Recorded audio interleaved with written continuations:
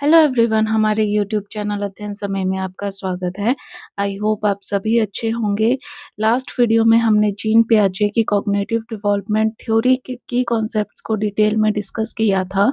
आज की वीडियो में हम जीन पियाजे ऑफ कॉग्निटिव डेवलपमेंट थ्योरी के 4 स्टेजेस को डिटेल में डिस्कस करेंगे। तो चलिए स्टार्ट करते हैं। लास्ट वीडियो में कॉग्निटिव डेवलपमेंट, जिसको कि कॉग्निशन भी कहते हैं, उसका मीनिंग देखा था।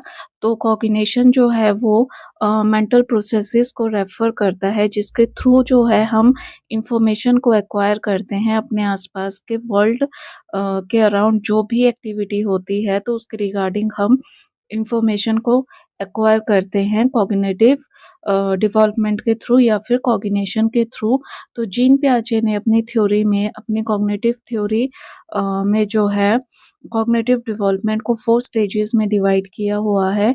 तो फर्स्ट वन है सेंसरी मोटर स्टेज, जिसका टाइम पीरियड 0 से लेकर 2 साल तक का है। देन सेकंड है प्री ऑपरेशनल स्टेज, जिसका टाइम पीरियड 2 से लेकर 7 साल का है। देन थर्ड वन है कंक्रीट ऑपरेशनल स्टेज, जिसका टाइम पीरियड 7 साल से लेकर 11 साल के बीच का है। फोर्थ वन है फॉर्मल ऑपरेशनल स्टेज, जिसका टाइम पीरियड 11 साल से अबव है। तो जो फर्स्ट स्टेज है सेंसरी मोटर स्टेज, जो कि 0 से लेकर 2 साल के बीच की है। 0 मतलब बर्थ से लेकर 2 साल के बीच की है।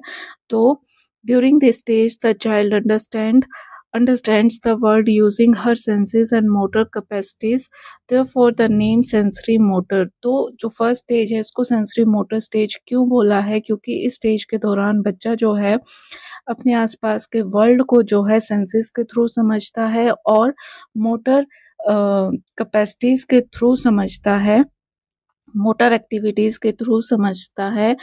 किसी भी चीज को वो टच करके फील करेगा, टेस्ट करके फील करता है। तो इस स्टेज में जो है वो सेंसेस के थ्रू अपने एनवायरनमेंट को समझता है, इसलिए इस स्टेज को जो है सेंसरी मोटर स्टेज बोला गया है। देन सेंसरी मोटर स्टेज को पियाजे ने फर्दर 6 सब स्टेजेस में डिवाइड किया हुआ है।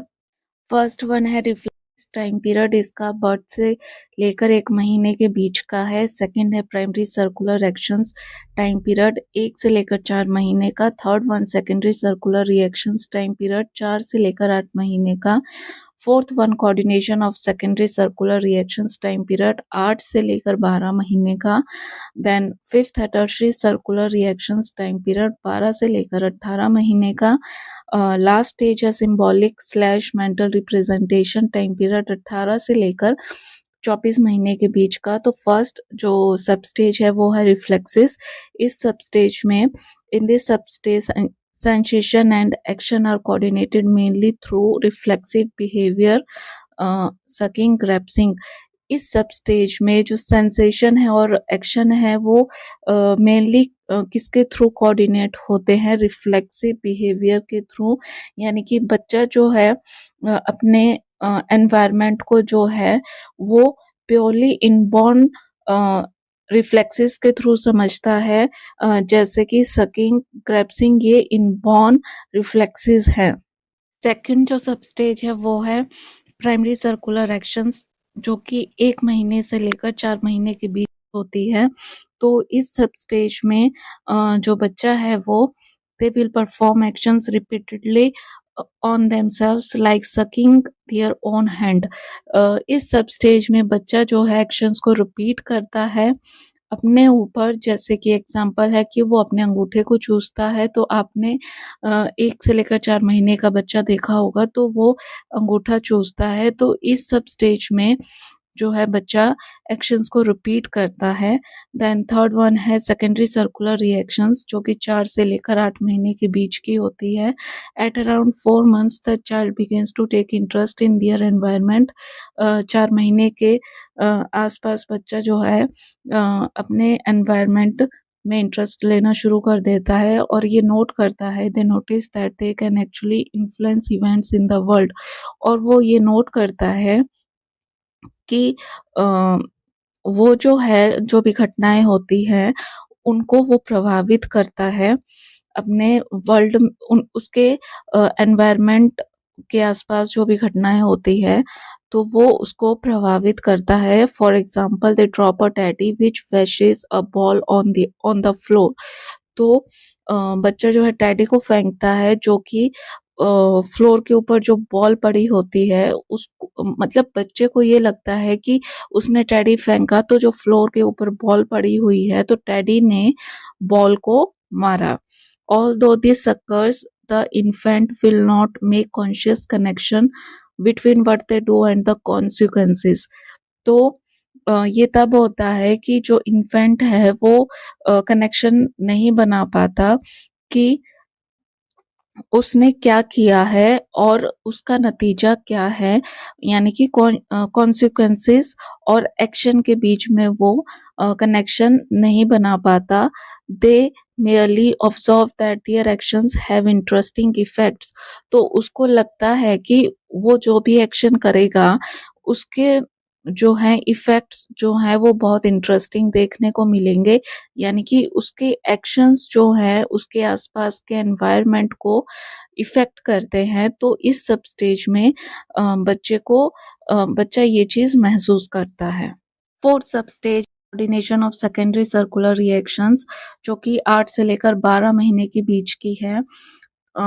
Eye hand coordination is an important aspect of this substage. At this point, the child begins to engage in goal-directed behavior. They begin to develop cause-effect relationships. So rather than crawl over to a teddy in a cart to pick it up, they might instead pull the cart over with the teddy in to acquire it. This is also indicative that object permanence। तो इस सब stage में सबसे पहले तो आई hand coordination बहुत ज़्यादा ज़रूरी पहलू है, ठीक है। और इस पॉइंट पे बच्चा जो है गोल डायरेक्टेड बिहेवियर की ओर एंगेज होना शुरू हो जाता है। उसमें जो है कॉज इफेक्ट का रिलेशनशिप वो समझना शुरू कर देता है इस स्टेज में, ठीक है। उसमें ये एबिलिटी डिवेल्प होने लगती है। तो वो क्या करता है कि अगर टेडी जो है कार्ट में रखा हुआ है तो वो क्रॉल करके टेडी को लेने की बजाय क्या करता है, वो सीधा कार्ट को खींचता है और टेडी को एक्वायर कर लेता है। तो ये जो है एक इंडिकेटिव बताता है, यानी कि इंडिकेशन बताता है ऑब्जेक्ट परमानेंस की ओर, कि इस स्टेज में बच्चा जो है ऑब्जेक्ट परमानेंस की ओर जाना शुरू कर देता है। ऑब्जेक्ट परमानेंस अभी डिवॉल्व नहीं होती, बट वो उसकी बिगनिंग स्टार्ट हो जाती है। तो ऑब्जेक्ट परमानेंस का क्या मतलब है? Understanding that object exist even when it is out of site. बच्चे को ये समझ आना शुरू हो जाता है कि कोई चीज है, अगर वो आउट ऑफ साइट है, यानी कि मान लो चीज को छुपा दिया है, आउट ऑफ साइट है, फिर भी वो ऑब्जेक्ट जो है वो एग्जिस्ट करता है, यानी कि वो चीज गायब नहीं हुई है, वो ऑब्जेक्ट एग्जिस्ट करता है। हैज बिगन, ये चीज थोड़ी थोड़ी समझना शुरू हो जाती है बच्चे में। Despite this they make a not be search error. तो ऑब्जेक्ट परमानेंस के बावजूद वो ए नॉट बी सर्च एरर का इस्तेमाल करता है। ए नॉट बी सर्च एरर क्या इंडिकेट करता है? Indicating that object permanence is not yet complete, that is a not be search error ये बताता है कि ऑब्जेक्ट परमानेंस अभी तक कंप्लीट नहीं हुई है। इसका मतलब है if they find an object at one hiding place A, अगर बच्चा जो है ऑब्जेक्ट को ए जगह पे ढूंढ रहा होता है, and even if they see it being move to another place भी, और यहाँ तक कि बच्चे ने अगर ऑब्जेक्ट को मूव करते हुए देखा है कि ऑब्जेक्ट को दूसरी जगह पे मूव कर रहे हैं, यानी दूसरी जगह बी पे मूव कर रहे हैं, तब भी वो they still search for it in its original place. तब भी बच्चा जो है ऑब्जेक्ट को ओरिजिनल प्लेस ए पे ही ढूंढता है। फिफ्थ सब स्टेज है टर्शियरी सर्कुलर रिएक्शंस, जो कि 12 से लेकर 18 महीने के बीच की है। This stage marks the beginning of human curiosity and nobility. तो ये स्टेज जो है साइन होता है ह्यूमन की क्यूरोसिटी और नोबेलिटी की बिगिनिंग का। Infants get fascinated by various properties of an object and try to explore it. जो बच्चे हैं वो ऑब्जेक्ट की डिफरेंट डिफरेंट प्रॉपर्टीज को जानने के लिए वो बहुत उत्सुक होते हैं, फैसिनेट होते हैं और अ, उनको एक्सप्लोर करने की कोशिश करते हैं ऑब्जेक्ट्स को। आपने जैसे देखा होगा बच्चे को खिलौना या कुछ भी आप देते देते हो तो उसको मतलब उसके डिफरेंट डिफरेंट पार्ट्स को ऐसे चेक करता है, यानी कि उसका एक्सप्लोरेटरी नेचर जो है इस सब स्टेज में क्यूरियोसिटी उसकी बिगिनिंग हो जाती है। This exploratory approach also makes them a better problem solver, और यही एक्सप्लोरेटरी अप्रोच जो है उनको बाद में एक बेहतर प्रॉब्लम सॉल्वर बनाती है। देन लास्ट सब स्टेज है सिंबॉलिक, जिसको कि मेंटल रिप्रेजेंटेशन भी बोला जाता है, जो कि 18 से लेकर 24 महीने के बीच की सब स्टेज है। At this sub stage infants develop their ability to use symbols and internalized sensory image that represents an image।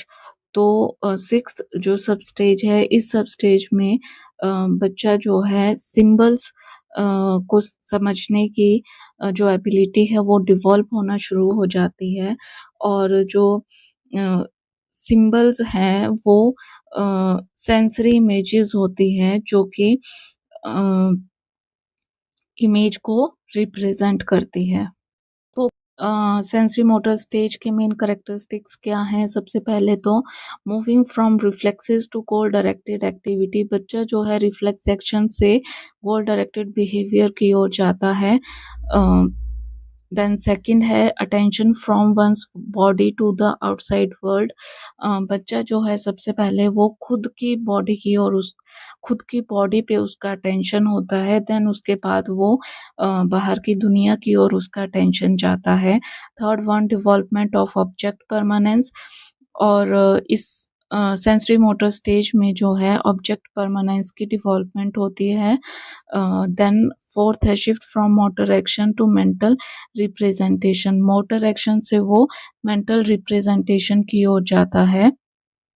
Second जो स्टेज है वो है प्री ऑपरेशनल स्टेज, जो कि 2 से लेकर 7 साल के बीच की स्टेज है। तो प्री ऑपरेशनल स्टेज को समझने से पहले सबसे पहले हम ऑपरेशंस का मीनिंग देखते हैं।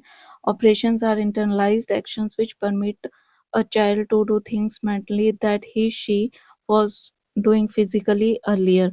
तो ऑपरेशन जो है वो आंतरिक यानी कि इंटरनलाइज्ड एक्शंस होते हैं जो कि बच्चे के माइंड चलते हैं, जो कि बच्चे को अलाउ करते हैं कि जो चीज़ें उसने पहले फिजिकली की हैं, यानी कि जो एक्टिविटी उसने फिजिकली की है उन एक्टिविटीज़ को वो माइंड के अंदर मेंटली उन एक्टिविटीज़ को करे। तो ऑपरेशन के अंदर माइंड के अंदर एक्टिविटीज़ को किया जाता है जो पहले फिजिकली की होती है। These are reversible mental actions, और जो ऑपरेशंस होते हैं वो रिवर्सिबल मेंटल एक्शंस होते हैं, यानी कि जिन एक्शंस को आप रिवर्स कर सकते हो। Thus mentally adding numbers are considered as operations. तो ऑपरेशन का एग्जांपल क्या हुआ कि जैसे आपको नंबर्स को ऐड करना है, तो जब बच्चा नंबर्स को माइंड में ऐड करता है तो उस चीज़ को जो है ऑपरेशन बोला जाएगा। देन नेक्स्ट जो है वो है in this stage the child is not capable of performing operations mentally yet. तो प्री ऑपरेशनल स्टेज जैसे कि नाम से पता चल रहा है, तो प्री जो लगा है यानी कि पहले, यानी कि मेंटली ऑपरेशंस करने से पहले की स्टेज, यानी कि बच्चा अभी कैपेबल नहीं होता है ऑपरेशंस को परफॉर्म करने के लिए माइंड के अंदर। However pre-operational thought is the beginning of an ability to reconstruct in thought what was previously established in behavior।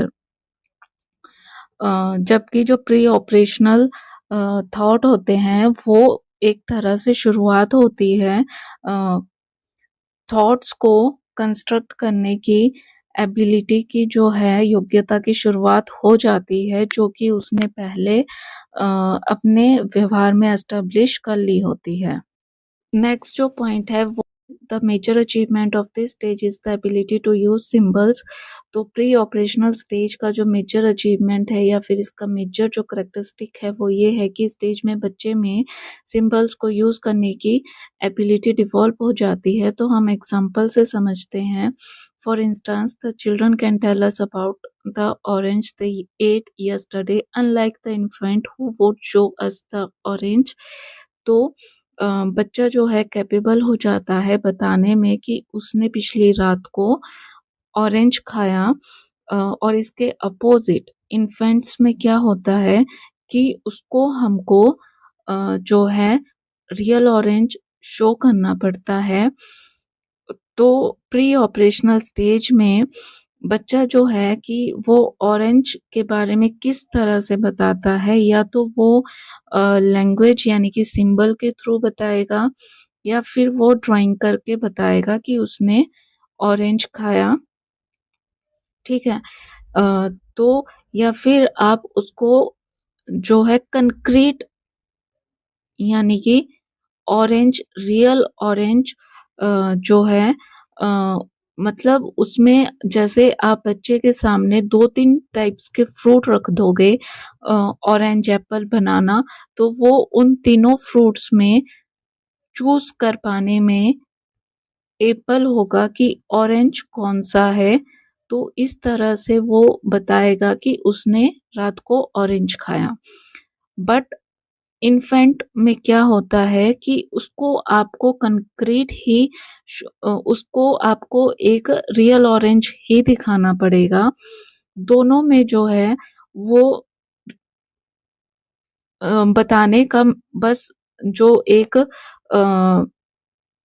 वे है वो अलग है। इन्फेंट को जो है रियल ऑरेंज शो करना पड़ेगा क्योंकि जो इन्फेंट है वो सेंसेस के थ्रू बताता है, यानी कि वो ऑरेंज को सी करेगा तब वो एक्शन करेगा, यानी कि उसने कौन से सेंस का यूज किया, आई की सेंस का यूज किया। तो वो सेंस के थ्रू बता रहा है कि ये ऑरेंज है। जबकि जो चिल्ड्रन है वो ऑरेंज को बताने का उसका क्या वे है, या तो वो लैंग्वेज के थ्रू बता रहा है या तो फिर वो ड्राइंग करके बता रहा है या फिर वो बच्चे के सामने 2-3 फ्रूट रख दिए तो वो जो है कंक्रीट ऑरेंज को कंक्रीट ऑरेंज को उन तीनों फ्रूट में से वो कंक्रीट ऑरेंज चूज कर पाने में एबल हो रहा है। तो प्री ऑपरेशनल स्टेज में एक इम्पॉर्टेंट जो नोट करने वाली बात है वो है it is important to note here that the symbols at this stage are concrete and not abstract. तो इस स्टेज में जो सिंबल्स हैं वो कंक्रीट होंगे ना कि एब्स्ट्रैक्ट होंगे। तो इन्फेंट का ऑरेंज बताने का तरीका और चिल्ड्रन का ऑरेंज को बताने का तरीका किस तरह से अलग है, ये चीज़ भी आपकी डिफरेंशिएट होगी कि प्री ऑपरेशनल स्टेज में बच्चा ऑरेंज को जो है कौन से वे से बता रहा है और सेंसरी मोटर स्टेज में ऑरेंज को कौन से वे से बता रहा है। सेंसेस यानी कि उसने आई का यूज किया और ऑरेंज में उसने जो है रियल ऑरेंज को देखकर बताया। देन प्री ऑपरेशनल स्टेज को जो है दो सब स्टेजेस में डिवाइड किया गया है। फर्स्ट वन है प्री कंसेप्चुअल फेज जो कि 2 से लेकर 4 साल के बीच का है। एंड जो सेकंड सब स्टेज है वो है इंट्यूटिव सब इंट्यूटिव फेज जो कि 4 से 7 साल के बीच का फेज है। तो अब हम देखते हैं प्री कंसेप्चुअल फेज के कैरेक्टरिस्टिक्स और इंट्यूटिव फेज के कैरेक्टरिस्टिक्स। तो सबसे पहले प्री कंसेप्चुअल फेज के कैरेक्टरिस्टिक्स देखते हैं। तो इस फेज में बच्चे में रिप्रेजेंटेशनल थॉट जो है वो डिवॉल्व होना शुरू हो जाते हैं। देन ट्रांजैक्टिव रीजनिंग भी बच्चों में डेवलप होना शुरू हो जाती है। देन उसके बाद identify objects bye their name, बच्चा जो है उसमें जो है एबिलिटी डेवलप हो जाती है कि वो चीज़ों को उनके नाम से पहचान पाता है, जैसा कि हमने ऑरेंज के एग्जाम्पल में देखा। देन सिंबॉलिक प्ले वो खेलना स्टार्ट कर देता है।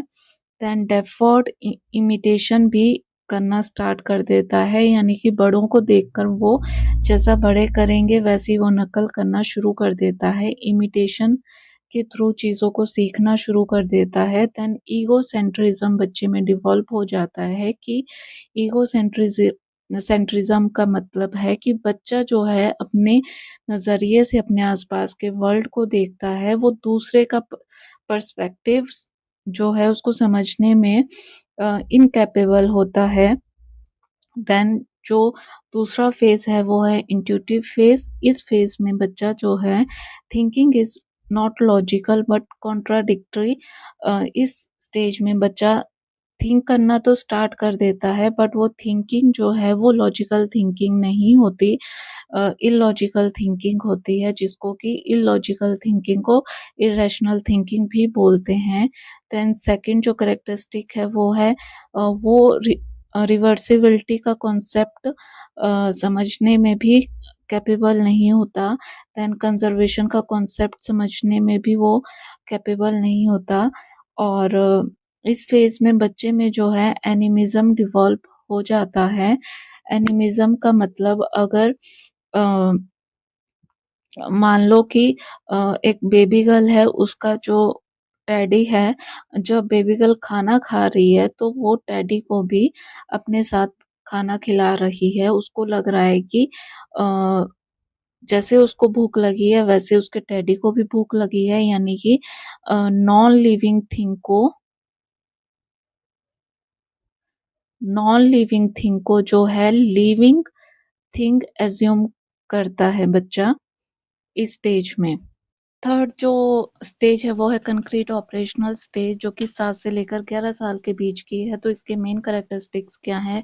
तो सबसे पहले जो कैरेक्टरिस्टिक है वो है एबिलिटी ऑफ कंजर्वेशन। इस स्टेज में बच्चे में कंजर्वेशन का कॉन्सेप्ट डिवॉल्व हो जाता है। कंजर्वेशन का मतलब है कि चाहे आप जो है आउटसाइड अपीयरेंस, ठीक है, किसी भी ऑब्जेक्ट की आप आउटर अपीयरेंस उसकी चेंज कर दो, बट उस ऑब्जेक्ट के अंदर जो क्वांटिटी है वो सेम रहेगी, वो चेंज नहीं होगी। तो कंजर्वेशन का ये मतलब है कि बच्चा ये चीज़ समझ पाने में कैपेबल हो जाता है। जैसे कि लिक्विड का कंजर्वेशन एग्जाम्पल हम देखते हैं कि बच्चे के सामने आपने 2 बीकर रखे हुए हैं, एक आपने ब्रॉड रखा हुआ है और एक आपने टॉल रखा हुआ है। दोनों बीकर में जो है वाटर फिल किया हुआ है, तो बच्चा जो है उसमें ये एबिलिटी डेवलप हो जाएगी कि उसको ये समझ आ जाएगा कि ये दोनों बीकर जो है अपीयरेंस में ये दोनों बीकर जो है भले डिफरेंट है, बट इनके अंदर जो वाटर की क्वांटिटी है वो सेम है। तो बच्चा ये बताने में कैपेबल हो जाता है। देन सेकंड जो कैरेक्टरिस्टिक है वो है रिवर्सिबिलिटी ऑफ थॉट। बच्चे में रिवर्सिबिलिटी भी डिवेल्प हो जाती है। रिवर्सिबिलिटी जो है आप समझ सकते हो इसको एग्जाम्पल से, जैसे कि बच्चे के सामने क्ले रखी है, बच्चे ने क्ले से जो है 10 पीसेस बनाए बॉल के, छोटे पीसेस जो है 10 बनाए और एक बड़ा बॉल का पीस बनाया, ठीक है। ये 10 पीसेस बनाए हैं और ये 1 पीस बनाया है क्ले से।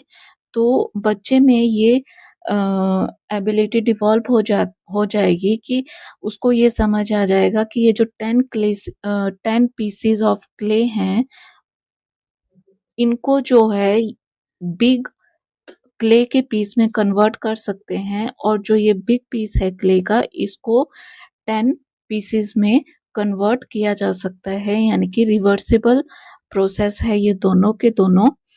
तो बच्चे में जो है ये थॉट उसमें डिवॉल्व हो जाता है रिवर्सिबिलिटी का। देन नेक्स्ट जो करेक्टरिस्टिक है वो है the child learns to deal with concept and ideas that exist only in mental terms.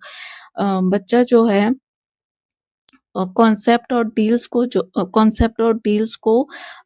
Concept और आइडियाज को लर्न करने में भी कैपेबल हो जाता है, जो कि मेंटली किए जाते हैं।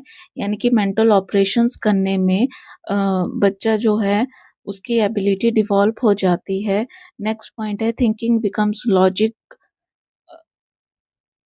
And systematic. जो बच्चे की थिंकिंग है वो लॉजिकल भी होगी और साथ में वो सिस्टमैटिक भी होगी। देन नेक्स्ट पॉइंट है absence of egocentrism. Concrete operational stage में आते आते बच्चे में जो इगोसेंट्रिज्म का जो कॉन्सेप्ट है वो भी खत्म होना शुरू हो जाता है, कम होना शुरू हो जाता है, और वो दूसरे के पर्सपेक्टिव को भी समझना स्टार्ट कर देता है। देन नेक्स्ट है एबिलिटी ऑफ क्लासिफिकेशन। बच्चे में क्लासिफिकेशन की एबिलिटी भी डिवॉल्व हो जाती है। क्लासिफिकेशन का मतलब है कि किसी भी कॉन्सेप्ट या किसी भी चीज़ को जो है क्लासिफाई करने की एबिलिटी, यानी कि किसी भी चीज़ को उनमें जो है उनमें कॉमन क्या है, यानी कि कॉमन प्रॉपर्टीज